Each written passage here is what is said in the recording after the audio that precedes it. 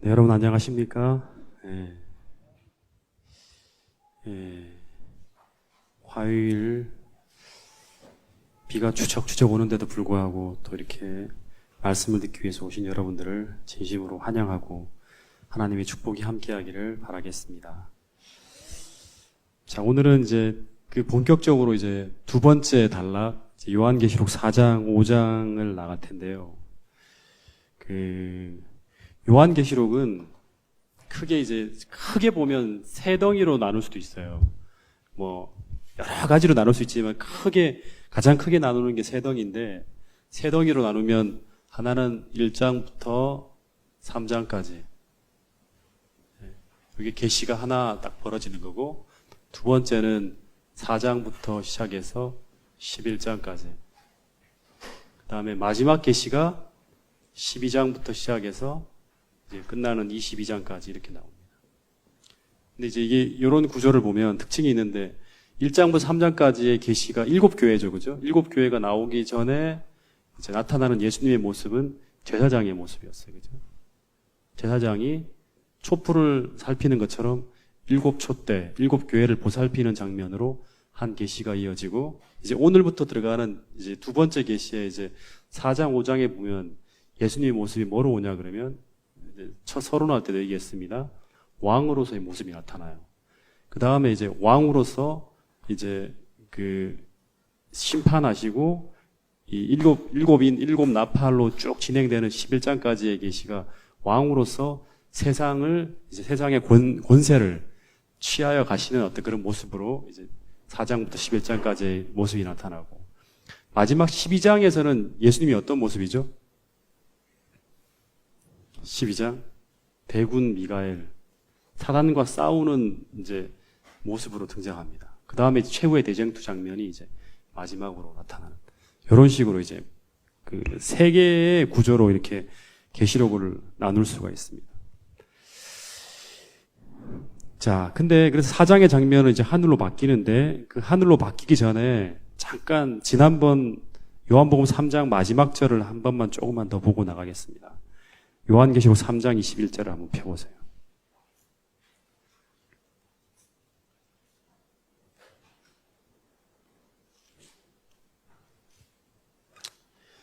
자, 요한계시록 3장 21절을 한번 이제 읽어볼까요? 다시 한번 시작. 이기는 그에게는 내가 내 보좌에 함께 앉게 하여 주기를, 내가 이기고 아버지 보좌에 함께 앉은 것과 같이 하리라. 예, 이 요한계시록 3장 21절 요런 이제 구조를 가지고 이제 제가 지난번 금요일 날, 화요일 날 무슨 말씀을 드렸냐 그러면, 이 구절은 요한계시록만이 가지고 있는 특별한 문학적 구조인 스프링보드 구절이에요.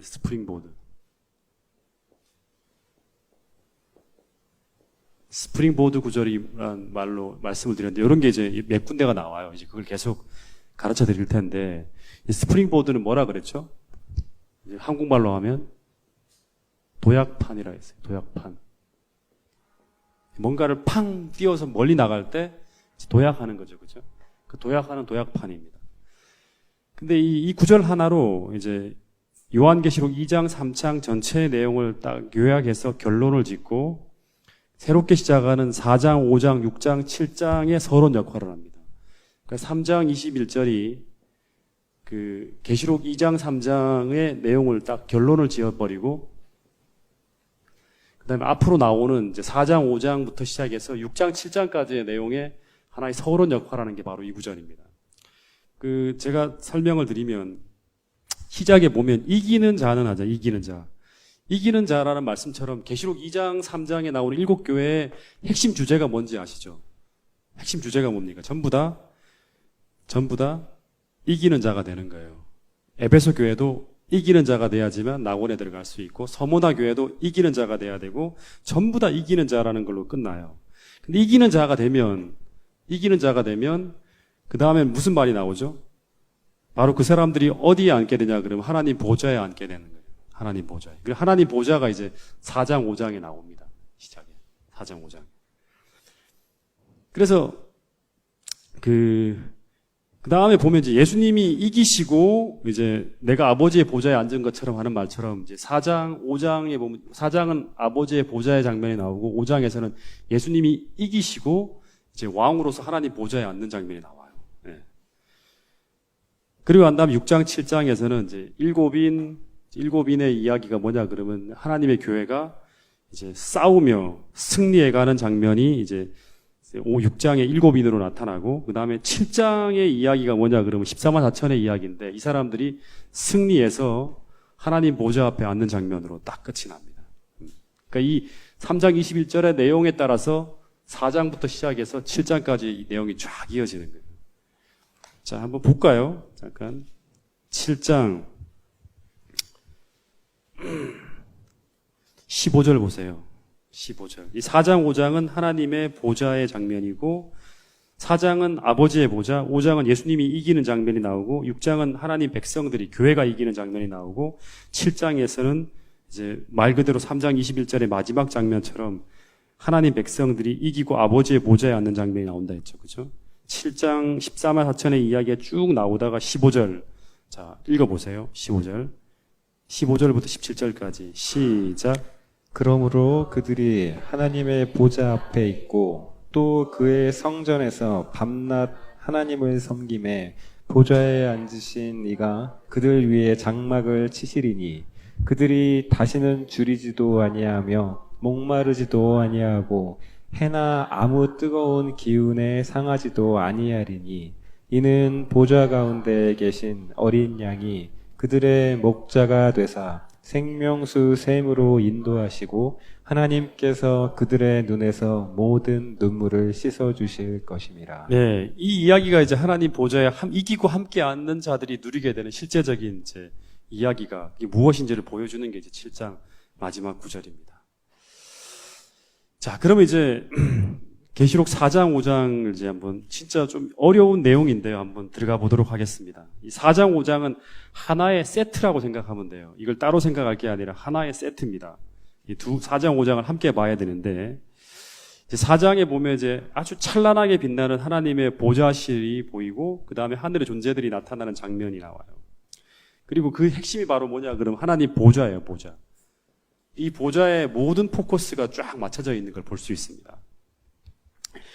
그래서 이 계시록을 잘 모르는 사람들은 이게 4장, 5장 무슨 내용인지 잘 몰라요. 그리고 이걸 왜 읽어야 되는지 모릅니다. 근데 이거를 건너뛰고 이해하지 못하고 나가면 7인과 7 나팔이 제대로 이해할 수가 없고 와닿지가 않습니다. 그래서 굉장히 중요한 내용이에요. 그러니까 4장을 한번 잘 보고 5장을 잘 이해한 다음에 그 다음에 7인과 7 나팔을 보면 거기서 7인이 떨어질 때마다 벌어지는 사건이 무엇인지를 정확하게 좀 이해할 수가 있습니다.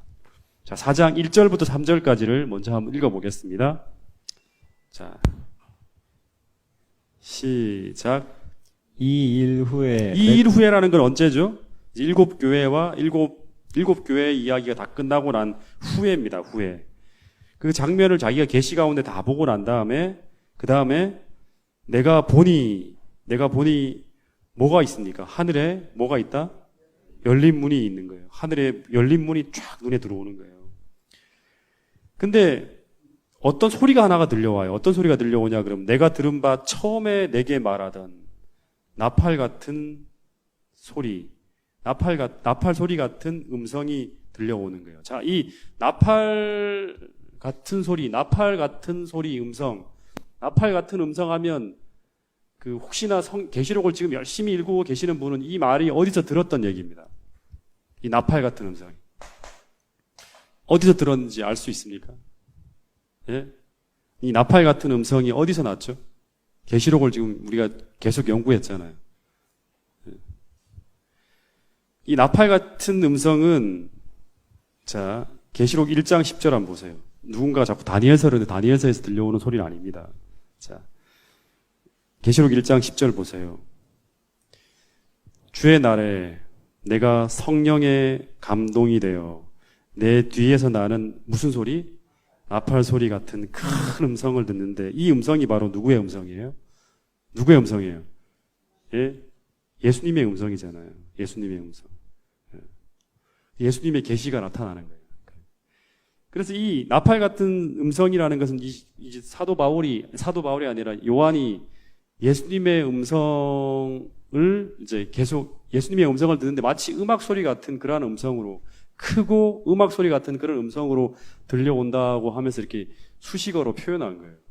하나님의 음성을 듣는 거죠. 예수님의 음성을. 근데 여기에 보면 이제 하나의 계시의 패턴이 있는데 계시록 1장 10절에도 이 나팔 같은 음성을 어디서 어떻게 들었죠? 앞에 보면 요한이 반모란 섬에서 주의 날에 성령에 감동되어 있을 때, 성령에 감동이 되어서 이 사람이 완전히 성령에 몰입되어 있을 때, 그때 이제 이 나팔 같은 음성이 들려왔어요. 근데 4장에도 보면 2절에 보잖아요. 계시록 4장 2절에 보면 똑같아요. 내가 성령에 감동되어 있을 때, 2절에 보면 성령에 감동되어 있을 때 어떤 일이 벌어졌습니까? 나팔 같은 음성이 들려온 거죠. 그래서 하나님께서 메시지를 전달하실 때는 언제나 하나님 백성들에게 어떻게 한다? 성령에 충만하게 부어주시고, 그 다음에 뭘 하냐 그러면 당신께서 하고 싶은 말씀을 하시는 거예요.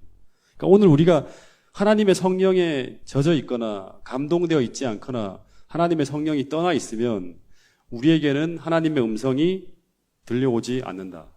이 하나 우리가 배울 수 있는 교훈이에요. 내가 육에 묻혀 살아가고 있으면 하나님의 음성이 들려오지 않는 거예요. 잘 안 들리는 거예요.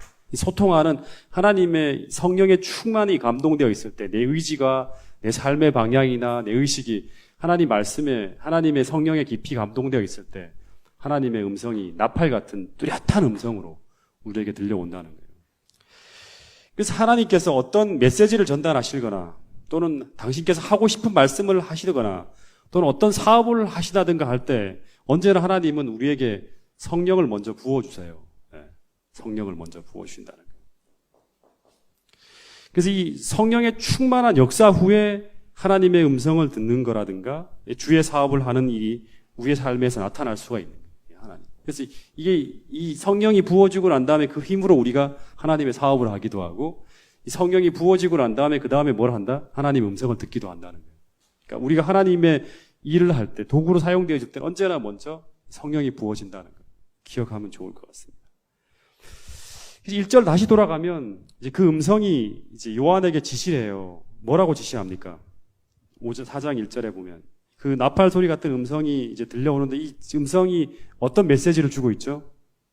첫 번째, 이리로 올라오라. 그러니까 지금 처음에는 요한은 반모섬에서 지금 7교회 장면을 이 땅에서 쭉 보고 있는데 갑자기 이제 4장에서는 올라오라 그러는 거예요. 그러니까 어디로 올라오라는 거예요? 어디로 올라오라는 거예요? 이 하늘에 열린 문이 있었잖아요. 이 열린 문 안으로 올라오라 그런 거예요. 하늘의 문이 쫙 열리고 난 다음에 그 열린 문 안으로 올라오라는 거예요. 그러면서 하는 말이 뭐냐 그러면 이후에 이리 올라오면 이후에 마땅히 될 일을 내가 내게 보이리라. 그러니까 다시 말하면 미래의 계시를 이제 보여준다는 거예요. 열린 문으로 올라오면. 그래서 이 요한이 이제 이 하늘의 열린 문 속으로 쫙 끌어올라갔겠죠. 자, 물어보겠습니다. 이 하늘의 열린 문 속으로 끌어올라간 사람이 이 성경에 또 있죠. 성경의 기록 속에. 이 하늘의 열린 문 속으로 쫙 끌어올라가고 하나님의 보좌실에서 하나님의 그 보좌와 하나님을 직접 대면하여 본 사람이 성경에 또 있습니다. 누가 있을까요? 이거를 맞추는 사람은 있을까요? 누가 이 하늘의 열린 문 속으로, 이 열린 문이라는 건 성전이 문이 열린 거거든요. 성전 문 속으로 쫙 들어가서 하나님을 보고 하나님의 보좌에 있는 장면을 직접 다 목격했던 사람이 성경에 또 있습니다. 누가 있죠?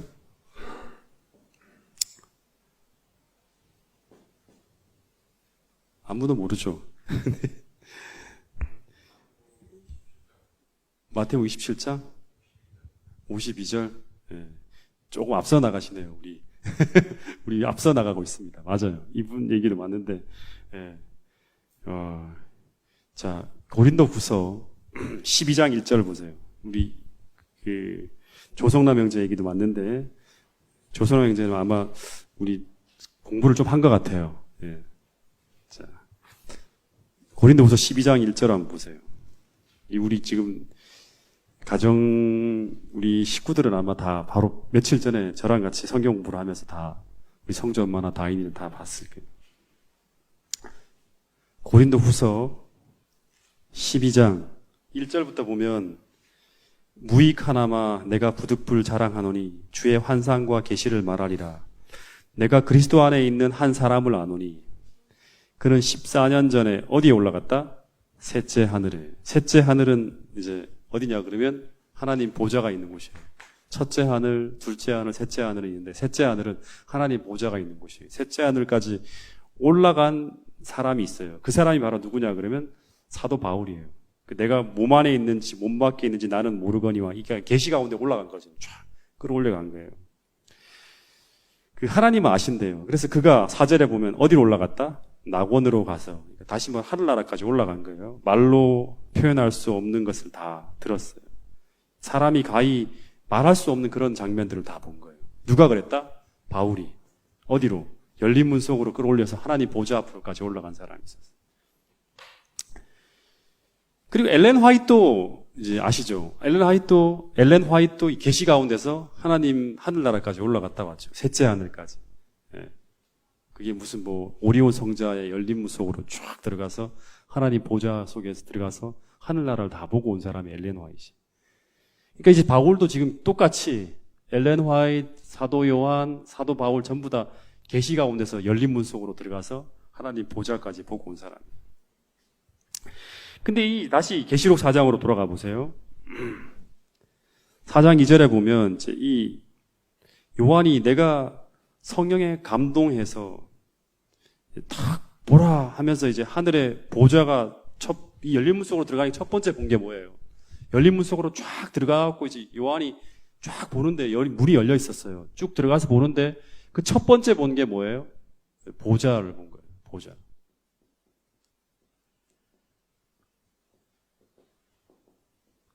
하나님의 보좌가 쫙 있는 거예요. 이런 보좌가 쫙 있는 거예요. 봤어요. 그리고 보좌에 누가 있어요? 앉으신 이가 있어요. 이 보좌에 앉아있는 계신 분이 보였어요.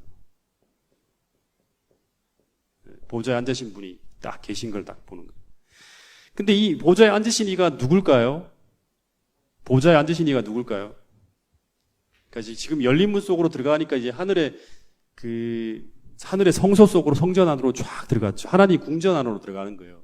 궁전 안에 들어가 보니까 하나님의 궁전 안에 하나님이 온 우주를 통치하시는 그 우주의 중심과 같은 하나님의 보좌가 탁 놓여 있고, 그 다음에 거기에 앉으신 이가 딱 계신 거예요. 이 상상하면서 봐야 돼요. 근데 이분이 누구일까 봐야 돼요. 이분이 누굴까요? 자, 이거 잊어버리면 안 됩니다. 제가 다 시험도 치고 하고 싶지만 넘어가겠습니다. 8절 보세요. 8절. 자, 이 얘기를 들으면서 누군지 알아맞혀야 돼요. 8절에 이제 내 생물이 막 이제 밤낮 쉬지 않고 노래를 부르는데 뭐라고 부릅니까? 거룩하다, 거룩하다, 거룩하다. 주 하나님, 곧 전능하신 이여.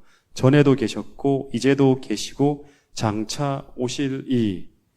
전에도 계시고, 이제도 계시고, 장차 오실 이 관용구라 했죠. 계시록에 나오는. 이제도 계시고, 전에도 계시고, 장차 오실 이. 누구를 가리킨다 했습니까? 예? 자, 요한계시록 1장 다시 한번 보겠습니다. 이제는 놓치면 안 됩니다. 요한계시록 1장 4절. 요한이 아시아에 있는 7교회에 편지하노니 이제도 계시고 전에도 계셨고 장차 오실 이. 누구입니까? 그럼 그 다음 보시겠습니다. 오실 이와 그의 보좌 앞에 있는 7영은 누굽니까? 성령이죠. 그죠?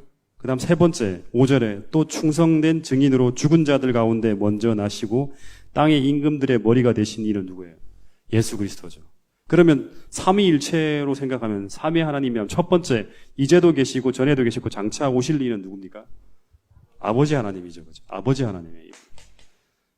그 보좌 앞에 있는 7영은 성령이고, 그 다음에 세 번째 충성된 증인으로 죽은 자들 가운데 먼저 나시고 땅의 임금들의 머리가 되신 분은 예수 그리스도라 했어요. 그러니까 이분은 전에도 계시고 이제도 계시고 장차 오실이라는 이 관용옥으로 나타나는 이분은 바로 누구다? 아버지 하나님이에요.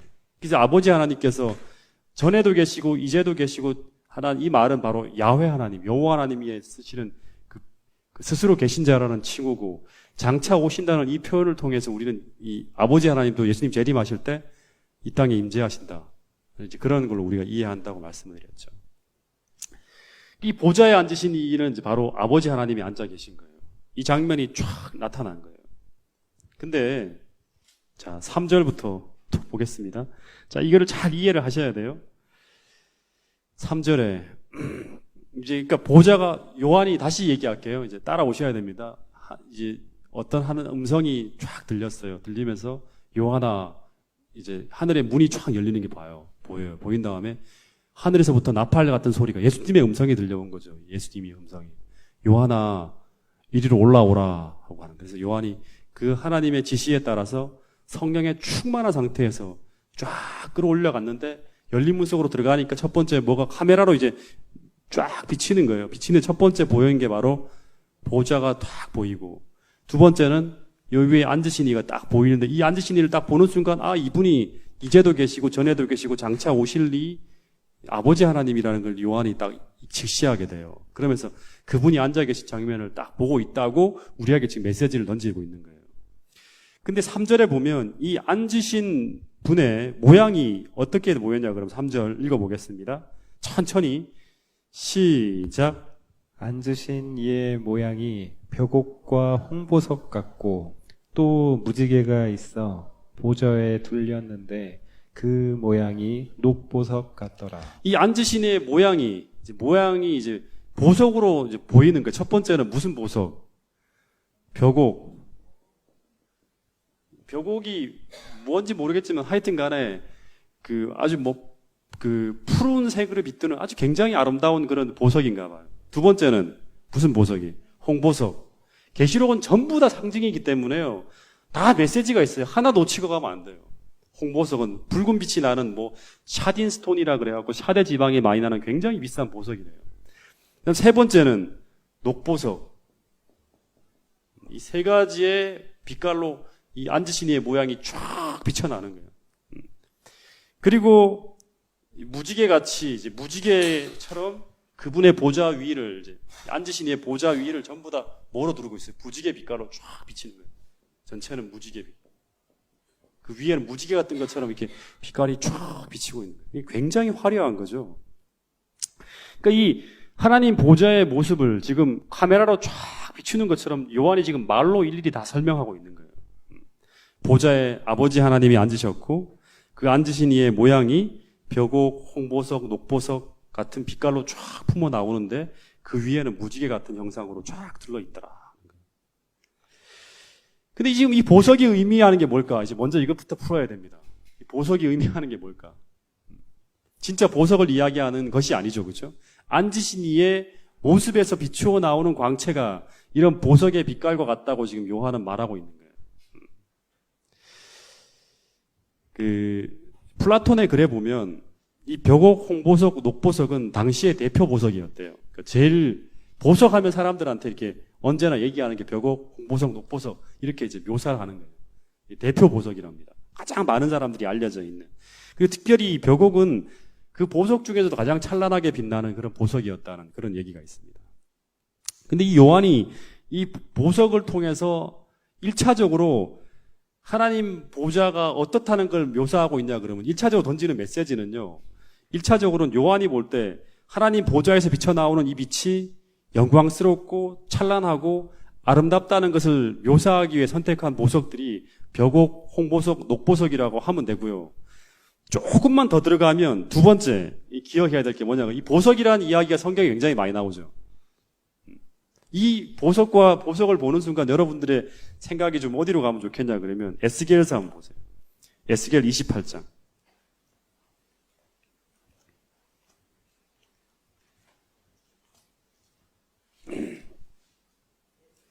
에스겔 28장 12절부터 15절. 자, 인자야, 두로 왕을 위하여 슬픈 노래를 지어 그에게 이르기를 주 여호와의 말씀에 너는 완전한 도장이었고 지혜가 충족하며 온전히 아름다웠더라. 이 두로왕에 대해서 얘기하기를 너는 이전에는 완전한 도장과 같았고 지혜가 충족하고 온전히 아름다웠다는 완벽한 아름다움을 갖추고 있었다 했죠. 그죠?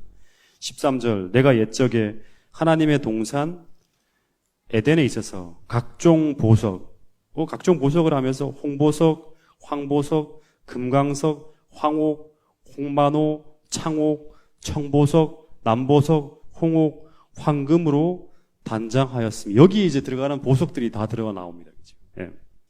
내가 지음을 받던 날에 너를 위하여 소고와 비파가 준비되었도다 하면서 하는 말이 이제 이 두로왕이 근데 두로왕에 대한 이야기를 하다가 갑자기 두로왕이 누구로 나타나냐 그러면 14절, 15절 같이 읽어보겠습니다. 시작.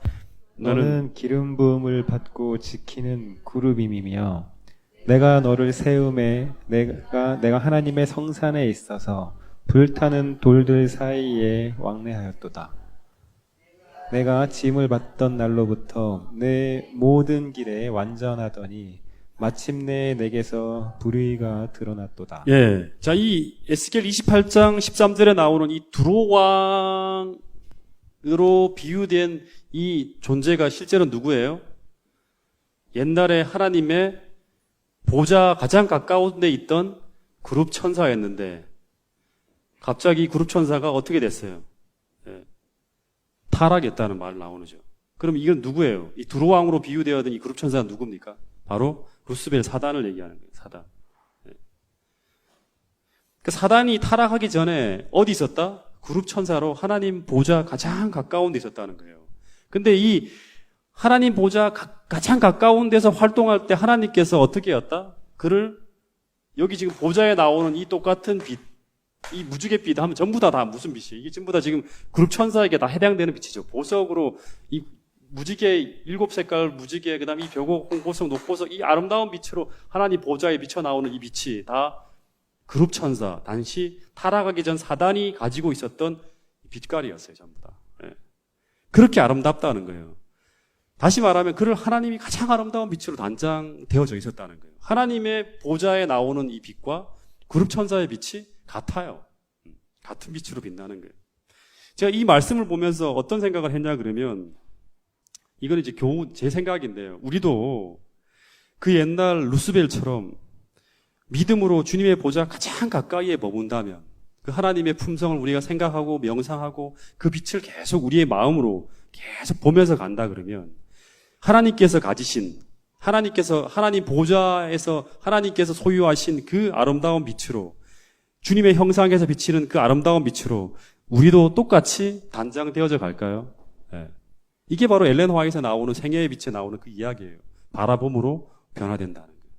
가장 가까이에 갈 수만 있으면, 더 가까이 갈 수만 있으면, 더 가까이 머물 수 있다면, 더 오래 머물 수 있다면 이 그룹 천사 당시에 사단이 타락하기 전에 하나님께서 그를 단장시켰던 그 똑같은 아름다운 빛으로 우리를 아름답게 단장할 수 있다는 것이 하나의 여기서 보여주는 하나의 교훈입니다. 그러니까 찌그러지고 얼그러지고 어둡고 침침하고 뭔가 보기 싫은 누추한 빛이 아니라 우리 모습에서 흘러나오는 그 표정의 빛깔이, 품성의 빛깔이, 말의 빛깔이 보석과 같은 빛깔, 무지개의 그 아름답고 환한 빛깔로 우리가 바뀌어진다는 거예요. 자, 고린도후서 3장 18절 보겠습니다.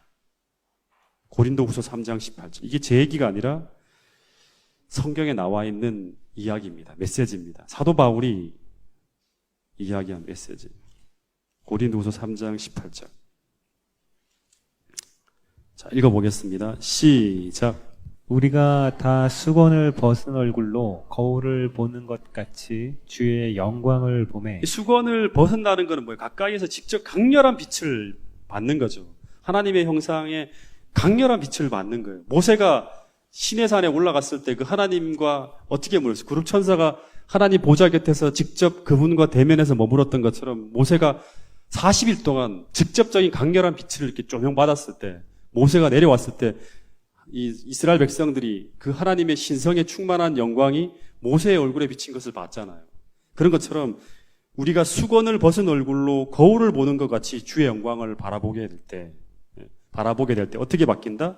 자, 계속 읽어보겠습니다. 시작. 그와 같은 형상으로 변화하여 영광에서 영광에 이르니 곧 주의 영으로 말미암음이니라. 예, 주의 영으로 영광에서 영광에 이르니 우리의 품성도 똑같이 이 벽옥, 홍보석, 녹보석으로 빛나는 그분의 모양처럼 우리의 품성의 빛깔도 그렇게 확 아름답게 변한다는 거예요. 조금 더 이 보석에 대한 이야기를 조금 더 올라가면, 에스겔에서 조금 더 올라가면 이제 출애굽기 28장 보세요. 출애굽기 28장 17절 18절.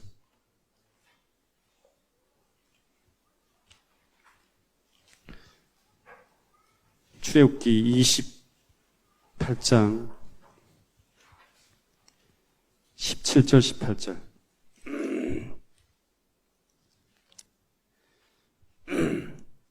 자, 15절부터 보면 판결의 흉패를 에봇을 짜는 방법을 설명하면서 뭐라 그러냐 그러면 17절 그것에 네 줄로 보석을 물리되 첫 줄에는 홍보석, 황옥, 녹조. 홍보석은 여기 우리가 본 거죠. 여기 홍보석 똑같은 보석이죠, 그죠? 예.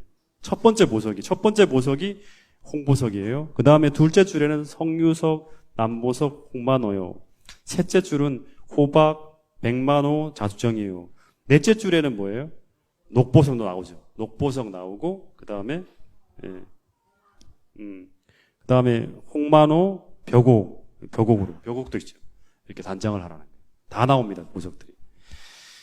그래서 그리고 이 보석에다가 다 어떻게 하냐 그러면, 이제 내용을 보면 이 12개 그 판결의 흉패에다 딱 이제 보석들을 쭉 이렇게 가슴에 새긴 다음에, 그 다음에 이 보석을 달고 난 다음에 판결의 흉패에다가 보석 하나하나에다가 12지파의 이름을 다 새겼어요. 그래서 구약의 대제사장이 흉패를 딱 달고 다녔어요. 가슴에다. 근데 이 보석들이 이제 찾아보진 않게요. 여기까지 찾으면 너무 시간이 많이 걸리기 때문에. 계시록 21장에 보면 예루살렘에 이제 기초를 나갈 때, 새 예루살렘 도성에 기초를 놓을 때, 예루살렘의 기초석들이 다 이 12보석으로 다 채워집니다. 예루살렘의 기초석이. 판결의 흉패에 달려있던 이 보석들이 새 예루살렘 도성의 기초석으로 다 세워지는 거예요. 그리고 그 보석들 위에 무슨 이름이 세워지냐 그러면 이스라엘의 12지파의 이름이 아니라 이제는 뭐로 채워지냐 그러면 12사도들의 이름이 다 새겨져 있어요. 사도 바울, 베드로 이렇게, 빌립, 마태, 야고보 이런 것처럼 12사도들의 이름이 쫙 세워져 있어요. 근데 이 계시록에 나오는 이 홍보석, 녹보석, 벽옥 이 이름은요, 이제 제일 먼저 나오는 이 녹보석에는 그 르우벤 지파의 이름이 붙고요. 마지막 벽옥은 베냐민 지파, 처음과 끝이죠. 홍보석은 가운데 네 번째예요. 여기는 유다 지파의 상징석이 바로 홍보석입니다. 그러니까 시작과 끝 가운데 이 보석의 빛깔로 이제 계시록 4장에 보면 쫙 나오는 거예요. 그래서 이 이야기를 보면 이거는 이스라엘의 12지파 이름이 적혀 있는 이 판결의 흉패가 대제사장의 흉패로 이렇게 딱 12보석이 달려 있는 것은 하나의 어떤 상징이죠. 그러니까 12지파의 이 보석을 가슴에 달고 제사장이 봉사하고 있다는 것은 하나의 상징이에요. 메시지입니다. 이 메시지를 상징을 이제 계시록 4장에서 또 한 번 뭔가를 보여주는 거예요. 대제사장은 누구를 상징하죠? 바로 예수님을 상징하죠. 그죠? 이 12보석이 달린 판결의 흉패를 가슴에 달고 이 대제사장이 봉사하는 것은 어떤 의미냐 그러면 하나님의 가슴에는요, 이 판결의 흉패라는 가슴에 달고 있는 거거든요. 하나님의 가슴에는 언제나 12지파는 뭐죠? 이스라엘 전 백성이잖아요. 그죠? 그 12지파의 모든 백성들이 그분의 가슴에 뭐처럼 절대 잃어버릴 수 없는 보석처럼 그 마음에 언제나 품겨 있다는 걸 상징하는 거예요. 첫 번째는. 이스라엘 백성들의 역사를 보면 그들이 굉장히 하나님 앞에 반역하고 여러 가지로 몹쓸 짓을 하고 하지만 하나님의 가슴에는 이 12지파의 이 한 이름 하나하나가 그분의 가슴에는 다 잃어버릴 수 없는 뭐와 같다? 보석과 같이 그분의 마음에 품겨 있다는 것이 하나의 상징이에요. 그리고 이 상징이 실제 계시록에서 보니까 이 빛이 똑같이 이 상징되는 이 빛깔들이 하나님 보좌에서 나타나고 있는 거예요. 이런 이야기들을 담은 또 성경절이 하나 있습니다. 이사야서 49장 15절. 이사야서 49장 15절입니다.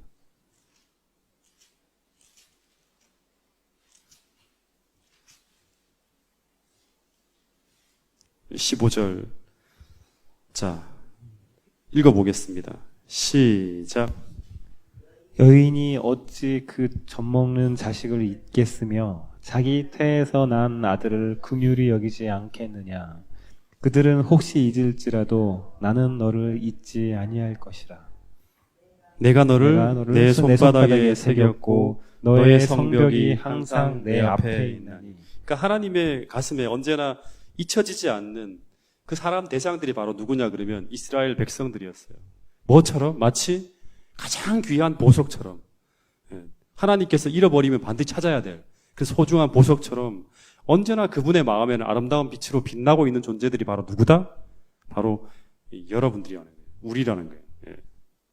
그래서 이 하나님께서 그런 어떤 상징을 담아서 대제사장의 가슴에다가 판결의 흉패 속에 그 당시 가장 귀한 보석들로 그냥 이름 적으면 될 텐데 그냥 이름이 아니라 보석에다가 다 새겨갖고 이스라엘 12지파의 이름을 다 새겨서 제사장이 언제나 봉사할 때마다 그 하나님의 마음을 담아서 상징으로 보여주는 거예요.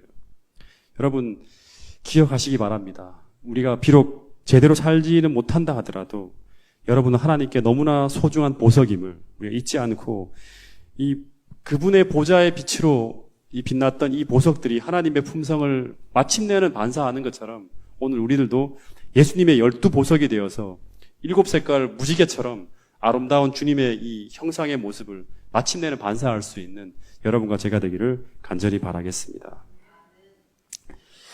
그래서 이 마태복음 5장 13절에 보면 너희는 세상의 빛이니 할 때 이 빛은 바로 하나님 보좌에서 나오는 이 빛을 우리가 하나님의 아름다운 사랑의 빛을 비춰야 된다는 착한 행실이 바로 그리스도의 사랑의 행실이죠. 그죠? 그걸 비춰야 된다는 게 또 한번 생각해 볼 수 있는 이야기입니다. 자, 한 5분 정도만 좀 더 해보겠습니다. 4장 4절. 계시록 4장 4절을 좀 읽어보겠습니다. 시작. 또 보좌에 둘려 24 보좌들이 있고 그 보좌들 위에 24 장로들이 흰옷을 입고 머리에 금관을 쓰고 앉았더라. 예, 그러니까 지금 하나님의 보좌가 있고 보좌에 앉으신 이가 나타나고 그 보좌에 앉으신 분의 이제 그 빛깔이 이렇게 막 아름다운 보석과 무지개로 쫙 보이는데 그런 다음에 그 앞에 뭐가 있냐면 하나님의 보좌가 있고 그 앞에 뭐가 있어요? 24 장로들이 이렇게 쭉 둘러 있는 거예요. 의자를 놓고 이렇게 쭉 앉아 있는 거예요. 24명의 장로들이 쫙 둘러 있는 거예요. 근데 이 24 장로들이 뭐를 입고 있다? 흰 옷을 입고 있고 그 다음에 그 머리에는 뭐를 쓰고 있다? 금 면류관을 쓰고 있다는 거예요. 예. 근데 24 장로들이 누군가 찾아야 돼요. 예. 그리고 왜 갑자기 24 장로들이 여기 하나님 보좌 주변에 있는가? 예. 여러분 24 장로들은 계시록이 끝날 때까지 하나님 보좌 주변에 계속적으로 등장합니다. 7장 11절에도 볼게요. 계시록 7장 11절.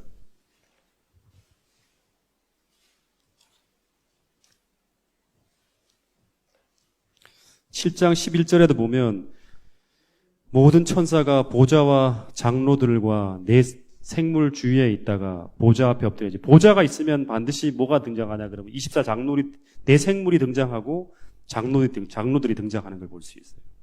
그 다음에 계시록 14장 3절 보세요.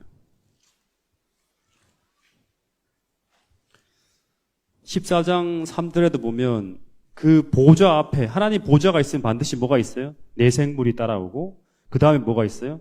장로들이 따라옵니다. 항상 이게 패턴이에요. 보좌가 있으면 그 다음에 네 생물이 있고 그 다음에 장로들이 따라옵니다. 19장 4절 보세요.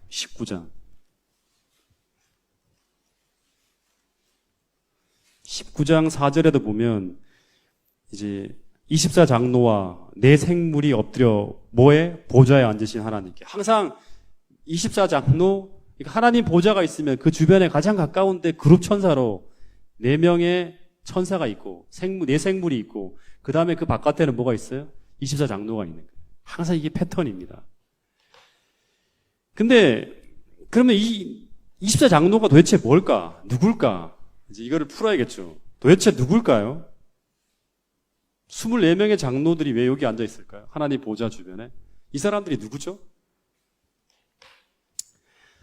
가장 널리 받아들여지고 있는 견해는 천사로, 다른 일반 개신교의 책들은 다 천사로 이해되고 있어요. 왜냐 그러면 이들이 지금 땅에 있는 게 아니고 어디에 있습니까? 하나님 보좌 옆에 있잖아요. 그러니까 천사다라고 생각하는 것이 일요일 학자들의 대체적인 견해예요. 근데 물어볼게요. 천사를 장로로 부른 적이 있습니까? 성경에? 네? 천사가 장로가 될 수 있습니까? 성경 어디에도, 아니 유대문학 어디에도 결코 천사를 장로로 부른 적이 없어요. 천사들은 결코 하나님 보좌를 공유한다는 표현이 없어요. 전부 다 천사는 어떻게 보냐 그러면 다니엘서를 보면 하나님이 계시면 천사들 옆에 서 있지 하나님 보좌 옆에 앉아 있는 장면이 나타나는 건 전혀 없습니다. 전부 서 있지. 그리고 이 장로들이 뭐를 입고 있습니까? 흰옷을 입고 있죠. 예. 여러분 그 요한계시록에서 흰옷은 언제나 하나님의 흰옷 하면 하나님의 백성은 신실한 하나님의 백성을 상징합니다. 신실한 하나님의 백성들이 일관되게 입고 있는 모습이 바로 흰옷이에요. 사대교회 남은 자들도 그들이 그 옷을 더럽히지 아니하였는데 그들은 무엇을 입고 있었다? 흰옷을 입고 있었다. 그리고 계시록 7장에서도 그 마지막 환란을 통과한 사람들이 전부 다 흰옷을 입고 있어요. 그렇죠? 그리고 계시록 19장에서도 어린 양의 혼인잔치에 참여한 성도들이 전부 다 뭘 입고 있어요? 깨끗한 세마포 옷을 입고 있는 거예요. 그래서 이 24장로는 마지막 승리의 보상을 받은 사람들처럼 이 흰옷을 입고 있어요. 계시록에서 승리한 사람들이 입고 있는 그 옷을 입고 있다는 거예요. 그리고 이 24장로들의 머리에는 또 뭘 쓰고 있어요? 멸류관을 쓰고 있어요. 이제 이 멸류관을 쓰고 있는데 왕관이 아닙니다. 이 왕관은 디아데마라 그래서 이제 이거는 그 임금들이 쓰는 관이고요. 24장로들이 쓰고 있는 이 관은 디아데마가 아니라 스테파노스라 그래갖고 멸류관을 쓰고 있습니다. 멸류관. 그 멸류관이라는 거는 뭐냐 그러면 승리하는 자, 이기는 자가 쓰는 거예요. 계시록에서 일관되게 말하고 있는 이기는 자들이 쓰는 관이 뭐냐 그러면 스테파노스예요. 옛날에 그 올림픽에서 금메달을 딴 송기정 선수가 쓴 관이 바로 뭐냐 이 멸류관이죠. 멸류관이에요. 근데 이 멸류관이 바로 뭐냐 스테파노스예요. 올림픽에서 승리하는 자, 이기는 자가 쓰고 있는 거예요. 다시 말해서 24장로들은 어떤 사람이냐 그러면 이 땅에서 우리와 똑같이 죄와의 싸움에서 예수님의 보혈을 통해서 죄를 이기고 승리한 자들이 쓰고 있는 그 스테파노스 멸류관을 쓰고 있는 거예요. 근데 천사들이 이 스테파노스 멸류관을 쓰고 있는 적이 있냐? 성경에 한 군데도 없습니다. 없다는 거예요. 그러니까 이 24장로는 누구다? 한마디로 하면 구속받은 무리라는 거예요. 구속받은 무리. 이렇게 정리하면 돼요. 그리고 이 장로들과 관련해서 숫자가 24라는 숫자가 나오는데요. 24라는 숫자가 나오는데 이게 또 뭐를 뜻하는가?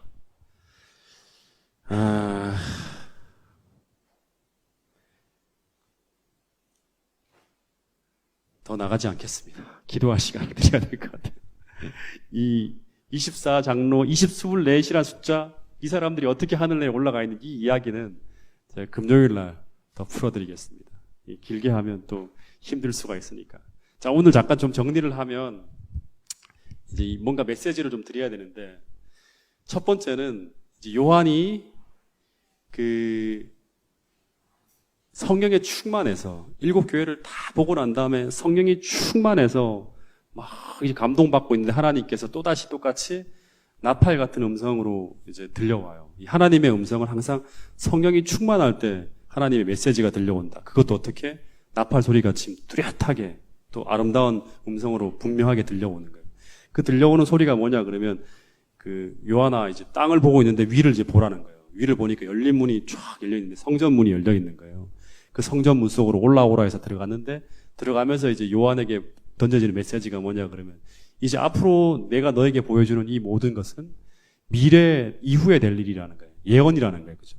그러면 첫 번째 요한이 본 게 뭐냐 그러면 하나님의 보좌가 딱 나타났고 그 보좌에 앉으신 이가 이제도 계시고 전에도 장차 계실 아버지 하나님이 앉아 계신 거예요. 그 아버지 하나님이 앉아 계셨는데 그 앉아 계신 모습이 이런 어떤 그런 보석의 빛깔로 구약 시대에 보았던 전부 다 하나님 구약 시대에 보여졌던 그 아름다운 보석들의 빛깔로 쫙 빛나고 있는 거예요.